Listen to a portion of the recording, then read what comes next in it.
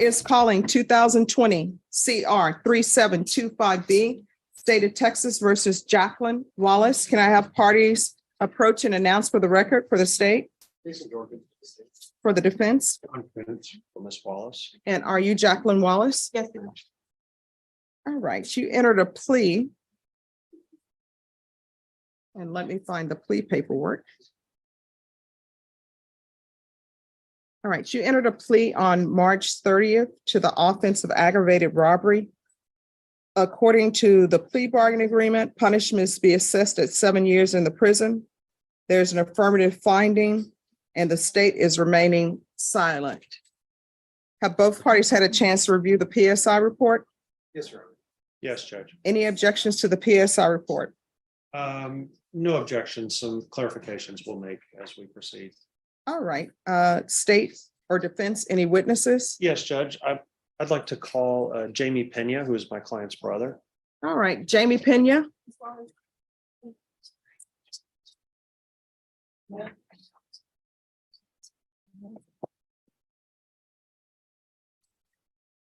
you raise your right hand for me, please? Do you solemnly swear or affirm the testimony you give will be the truth and nothing but the truth, so help you God? Yes, ma'am. All right, you can lower your hand, state your name for the record, please. Jamie Pena. All right, defense. Thank you, Judge. Jamie, go ahead and explain to the judge who you are. The older brother of Jacqueline Wallace. We grew up together. Our mother was the sole caretaker of us. What do you do for a living? I manage restaurants. Right now, I'm gonna start a new resort restaurants down in Quintero. I can't hear you. In La Quintero, running a restaurant, being a restaurant manager. Are you very nervous to be here? Very nervous. My heart's palpitating. No reason whatsoever. Well, this is obviously very serious because it involves your sister and the possibility of her going to prison. And so you have every right to be nervous. Let's talk about childhood. You mentioned your mother. Was your mother a perfect parent? Not necessarily. She went through a lot of tribulations and had her problems with alcohol and drugs and whatnot. What sorts of problems was she an alcoholic? Yeah. Was she a drug addict? Yeah. Were these things that you guys as children saw? Yes, sir. So she didn't keep it hidden or anything like that? She tried, but as well as anybody that's had problems, she couldn't always. Was it difficult as children to deal with your mother having these issues? Yeah, of course, we loved her, but didn't know how to react when we saw things. Do you think that, well, let's fast forward a little bit. Your sister, how many children does she have? 5. And roughly what are their ages? From 3 to 17. 3, 6, I believe, 13, 15, and 17. And is your sister involved in their lives? She was before she was incarcerated, yes. And she's been in custody now for about 14 or 15 months. Yes, sir. Now, let's talk about what if the judge has a very important decision to make, and that is, do I send Jacqueline to prison or do I place her on deferred adjudication probation? I believe she needs to be there for her kids. Her kids are definitely spread out all over the place too, or I don't even know, are unaccounted for. The middle one is with a friend's family in Beeville, and the 2 younger are with the father's family. They definitely need their parents. The second to oldest is. Let me interrupt you for just a Okay. second. So the 5 children are with various friends and family members, right? Mhm. And Jacqueline had them all prior to being arrested, correct? Yes, sir. To your knowledge, is CPS involved with any of them right now? Like that, I know. Because they're not. CPS is not involved. Now, you come to learn some of the facts of this case, right? Yes, sir. Yes, sir. Did you know the complainant named Renee? Briefly, I didn't know him thoroughly. Was your sister supporting him? She was. Was he ever working? He was not. Was he kind of worthless? Very much so. All right. And how was your sister supporting the family? She said she would get odd jobs here and there, and then I know she had some financial support from her dad, and he recently passed away. So That's out of the picture as well. I'd also like to talk to you in the past, a few years back, your sister did have a substance problem, didn't she? She did. What substance was that? I believe it was Methamphetamine? methamphetamine. And in fact, her behavior changed quite a bit, didn't it? She became more distant and lost a lot of weight. And for the most part, that was all that brought it to my attention. And she would kind of avoid family holidays and things like that. Kept her distance. So have you had much contact with your sister since she's been locked up for this long period of time? Yeah, I get calls pretty often, Does she seem remorseful? early. Like she has a lot of knots in her throat when we talk. I know she misses her kids. I know she misses everything about our family. Is she sorry for what she's done? For sure. She didn't even know how bad she, or I don't, nobody knows how bad she feels other than her. But we definitely showed it when we talked. And do you think if the judge was kind enough to place her on deferred adjudication, that she would follow the rules of the judge and of the court? Oh, definitely. Definitely. Okay. All right. Is there anything else you'd like to tell the judge? I don't know how to put into words other than I know people make bad choices. I know everyone has their own, choice to make. I know her kids really miss her. I know her, like she's my little sister. She's never had a violent bone in her body. So when I heard this, definitely shocked, definitely not in her nature. So I'm definitely lost in this situation because I don't even see this in her path. So when they asked me to be here, I had to be here because I just know it's just not her nature to be in that area of life. Okay, Thank you. I'll pass the line. Any questions? No questions on it. All right, just one question. Oh, According to the PSI report, she's gang affiliated. Were you aware of that? No, man. All right, thank you. That's fine. and then Jacqueline, I'll call my client as a witness. Could you raise your right hand for me? Do you solemnly swear or affirm the testimony you give will be the truth and nothing but the truth, so help you God? I do. All right, you can lower your hand. Make sure you keep your voice up so the court reporter could hear. Could you state your name for the record, please? Jacqueline Wallace. All right, state. I'm Let's sorry, follow- defense. Sure. Let's I'm follow used up to you with- being the state. Let's follow up with what the judge was just asking your brother about gang affiliation. Where did the sheriff's office come up with this? I believe it was a past boyfriend that I was dating, like he's gang affiliated, and they just associated me with him. Have you ever been in a gang? No, Have you ever participated in gang activity? no, never. All right. So you heard your brother talking. Was that a little emotional for you? Yes, I'm holding back my tears right now. Yes. Now, let's sort of talk about things. Would you agree with what he was talking about with regard to your mother? Yes. Did you have a difficult childhood? Yes, I did. Your mother had some mental health issues, some Yes. substance issues, Yes, she did. and it's not to blame her for your problems, but maybe your childhood wasn't the easiest. No, I was left to take care of her. I saw a lot that I shouldn't have seen.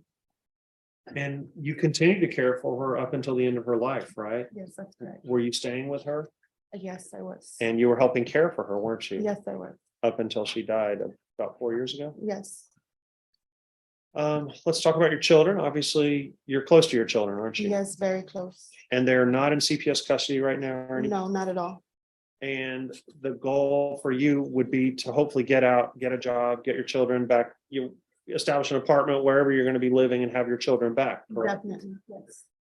Now, this is a very serious offense that you pled guilty to, Yes. right?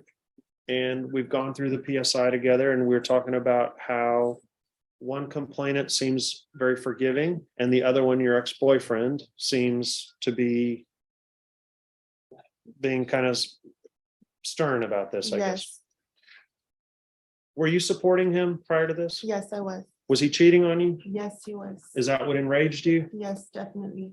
Is that what led to this whole event? That's exactly what led to this event. Yes. So you don't normally go around beating people up? No, never. You don't normally go around getting into people's apartments or houses? No, never. And was he ever working or anything like that? No, never. How were you supporting him? I was working for a temp agency called Infinity for catering. That's what I was for. Okay, so you were working with a catering company? Yes. All right. What would you like to tell the judge today about your life, this case, your future, anything like that? I do want to say that I'm very sorry for what I did. I never intended it to get as bad as it did. I know that I should have handled things a lot differently. And I was just very upset. I was angry. I was enraged. I don't know how else to explain it, but I'm very sorry for what I did. Jacqueline, has this 15 months you've been locked up been hard on you? Yes, very. It's hard to be away from my kids. This is the longest I've ever been apart from my children. Will you comply with any terms that the judge would impose if she was nice enough to give you the deferred adjudication? Yes, definitely. Would you, you'll show up at any appointments they make you go to? You'll go to any sort of mental health treatment or classes or anything like that? Yes, I'll do everything I'm supposed to do. And what is your goal? Whenever you get out, what is your goal? My goal is to get a stable job and provide a home for my kids, myself. Is there anything else you want to tell the judge? Just again that I'm sorry for the offense that I committed. Okay. I have nothing further, Judge. Yes, Your Honor. The state has some questions. Ms. Wallace, who is Juan Rotana? He is the father of my youngest two kids. And where was Juan Rotana on the day of this incident? He was there with me. Okay, so why did you tell the PSI officer that you acted alone? I don't remember telling the PSI officer that. Okay, so the PSI, on page number 9, I point the court to page 9 of the PSI. The PSI officer put in quotations. I was in a relationship with Renee. I just caught him cheating on me with Margie. I went in with my key and she was standing there in the living room wearing my lingerie. Me and her fought and he came out of the room and we fought too. That's pretty much it. They said there was other people there, but there wasn't. Because they said there was like 4 or 5 people there and there wasn't. It was just us two. It was just you and Juan Rotana? Yes. You understand that on February 3rd, when you took the plea, you took a plea saying he was in fact a co-defendant, Yes. and that's your testimony today. Yes, ma'am. No questions. Any other questions? No, nothing further, Judge. I have a question. Yes, ma'am. So I'm a little confused here. Juan Rotana, Yes. that's your person you were in a relationship with. We were together for 7 years prior to the relationship with Renee. Yes. All right. So you take Juan Rotana, or he goes over to this location with the person you say that has been cheating on you, Yes. and you bring him with you. Yes. And that's a person that you were in a relationship with Yes. In the past. in the past. All right. Okay, is there anything else? Just argument, Judge. All right, court will hear argument. Sure. Judge, obviously, she has been locked up for a long, long time, and she's still a very young woman. She's only 36 years old. Her children are some of them are very young, and the others are just getting into their mid to late teens. It's very important for any child to have their parents in the family are available and around them. And Jacqueline, unfortunately, has been locked up for over a year, having to deal with this.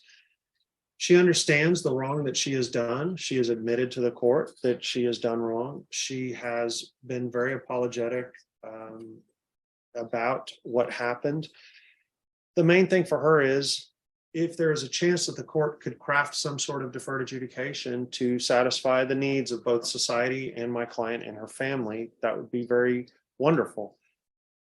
I think my client has learned her lesson. I think she obviously acted out in a way on that day that was inappropriate and got her arrested and was very serious. And thank goodness it wasn't worse. But I think she's had a lot of time to reflect on things. She's had a lot of times to suffer being away from her children. And because of all that, I think she has been punished to a large degree with the 15 months she's been in. She will continue to be punished if you do place her on probation, because she'll have to comply with any and all terms that you impose. We would just hope that, based upon what you've heard and what you see in the PSI, that you would agree that deferred adjudication can solve or satisfy all the needs of all the different interests that you're thinking about right now. Maybe somebody can explain this to the court. I never understood. if you're in a relationship with someone, in this case, you're in a relationship with a guy and he cheats on you, why are we always attacking the female who owes you no sense of loyalty? Why is that? She knew that me and him were in a relationship. Yes, but she's not in a relationship with you, so she owes you zero loyalty. So I'm trying to figure out, why would you attack her? She owes you zero. She's not in a relationship with you. She owes you zero loyalty. So of course, I don't think anybody should be attacking anyone. My motto is, if somebody cheats on you, you either make a decision. Either you're going to stay with the person who's cheating on you and get over that, or either you're going to say this relationship is over. But still, what I don't understand is when you have females or either males who are in relationships with someone, and the person who owes them loyalty, who says they're in love with them, cheats on them, they always attack the female or whoever it may be who owes zero loyalty. So regardless of whether she knew you were in a relationship with him, why would you attack her? I don't understand. Help me understand why you would attack someone who has absolutely nothing to do with you. Your Honor, there's really no explanation for my action.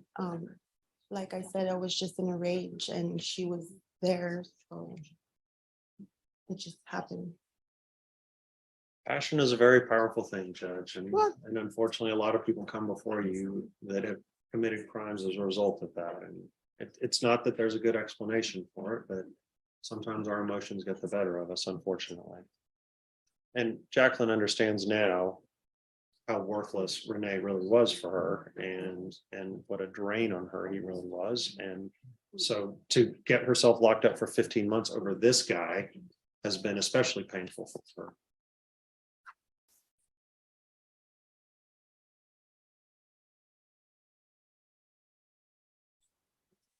All right, so the complainant in the case says her medical expenses are $2,000. Is there any objection to that 2,000? No. We All would right. object to Renee's discussion. He wasn't able to provide any documentation or anything that the probation officer. All right, well, what I can tell you is, I personally have a lot to think about. I was thinking one way, but it's sort of been changed based upon what the complainant is saying. It appears that the complainant is saying that she wrote you a letter saying that she forgives you and she is sorry if she ever did anything to hurt you. She knows you're the mother of 5 children and you've already been in jail for a year. She believes the father of the children is in jail also. So I was leaning towards one way. I'm going to need to think about this a little bit. So what we're going to do is, Ms. Ferguson, can we bring this case back on Monday? Yes, ma'am. All right, I'll make my decision on Monday. Okay, thank you, Judge. All right, we're back on 2022 CR 3725B, State of Texas versus Jacqueline Wallace. Could I have parties announced for the record for the state? Brittany Mitchell for the state. John Koontz for Ms. Wallace. All right. So we are, and are you Ms. Wallace? All right, we're back. The reason why we're back is because the court was making a determination on whether or not to give you deferred adjudication, because the court heard some things from both parties that gave the court pause. Is there anything else either party would like to say to the court before I make my announcement?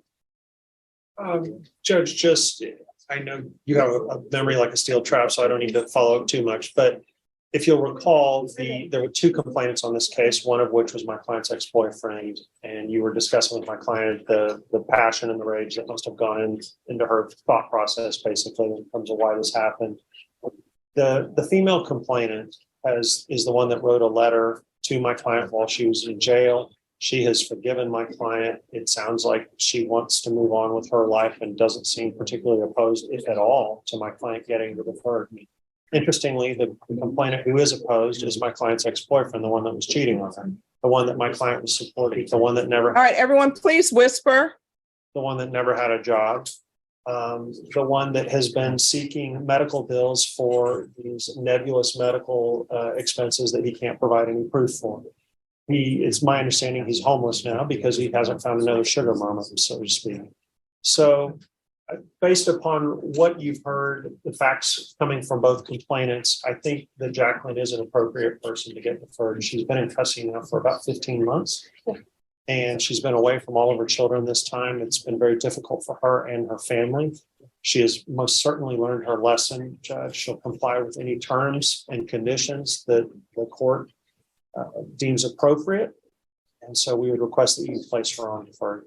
All right, and I'll note that the state, you're silent, is that correct? You're silent, Your Honor. All right. Any issues you which to speak to, which are what you would deem questionable facts that are being presented by Ms. Wallace from last hearing or no?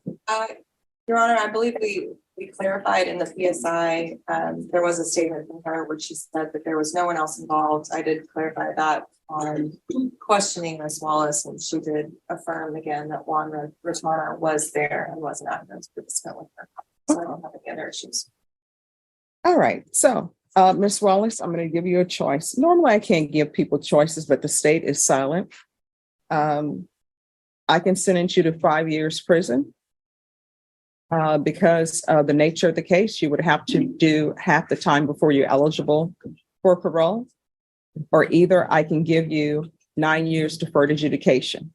If at any time your deferred adjudication, if you were revoked, the court would be able to sentence you up to life in prison. So what would you prefer? Defer. All right, and counsel, Ms. Claudia is saying that her medical expenses were $2,000. Any objections to that? No. And then I think Renee Patina is saying his expenses were $1,500. We will object to that. All right, state, do you have any medical? We do not, Your Honor. Okay. All right, this is what the court will do.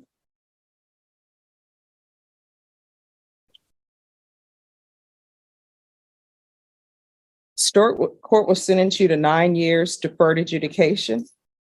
There's a $1,500 fine that will be probated. Thank you, Judge. Taking consideration 2022 CR 3726A. There's an affirmative finding of a deadly weapon. 200 hours of community service restitution. 40 of those hours will be waived if you provide proof of the COVID vaccination. The court is not requiring you to get the COVID vaccination, but if you do, 40 of those hours will be waived. I'm going to want intensive parenting classes. I know you've already completed it with CPS, but I'm going to want those done again because there are decisions that should be made and you should be thinking about that when you're taking these actions. There's to be no contact with Margie Claudio, Claudio, or Renee Patino.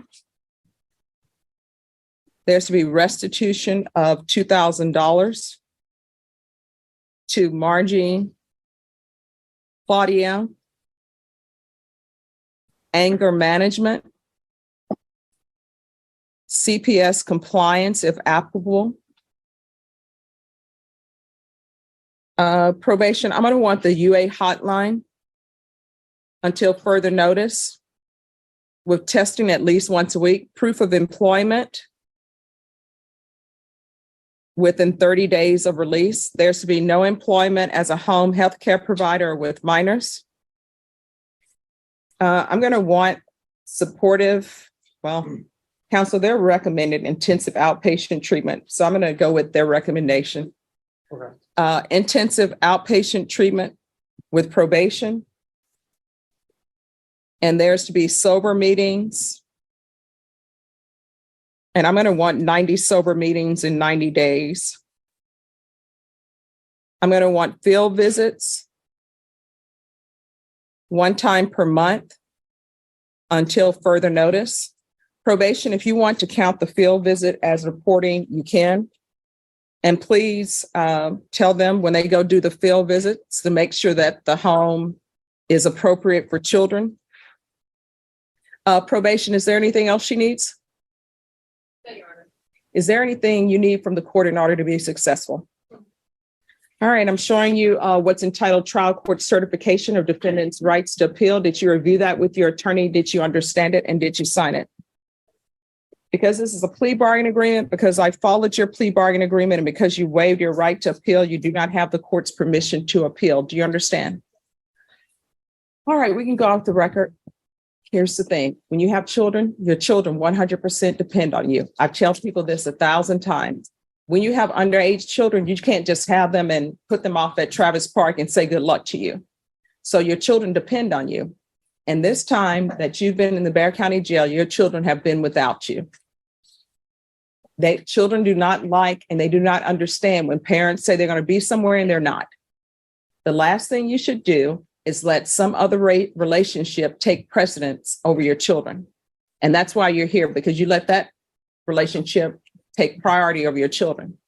And here's the other thing. When a man or somebody is doing you wrong in a relationship, don't go attacking somebody else who owes you zero loyalty, and don't go attacking anybody. What you do is you say, you know what?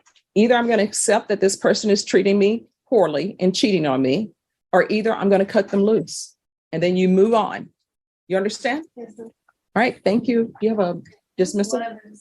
He's getting better, Mr. Okay. Thank you very much, Judge. Thank you All right, for Joe. your consideration. You're welcome.